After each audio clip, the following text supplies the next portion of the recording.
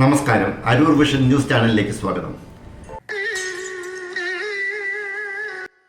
ഒരു ദുഃഖവാർത്തയാണ്. തുറവൂർ സ്വദേശികളായ ദമ്പതികൾ ഗുജറാത്തിൽ വാഹനാപകടത്തിൽ മരണമടഞ്ഞു.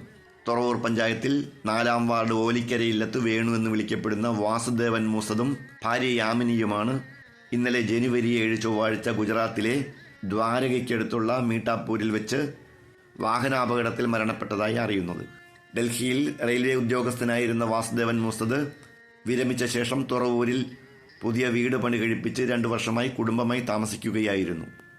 ഈയിടെ നാട്ടിലെത്തിയ അമേരിക്കയിൽ താമസമുള്ള പുത്രി സ്വാതിയും ഭർത്താവ് ഹിമാൻഷുവും തിരികെ മടങ്ങാനായി ഡൽഹിയിൽ പോയി യാത്രയയപ്പ് നൽകിയ ശേഷം നാട് ചുറ്റുവാൻ ഇറങ്ങിയതായിരുന്നു ദമ്പതികൾ. ഇവർ സഞ്ചരിച്ചിരുന്ന കാർ മറ്റൊരു ട്രക്കുമായി കൂട്ടിയിടിച്ചാണ് അപകടമുണ്ടായത്. ദാരുണമായ സംഭവത്തിൽ ഡ്രൈവർ ഉൾപ്പെടെ 3 പേരും മരണപ്പെട്ടു.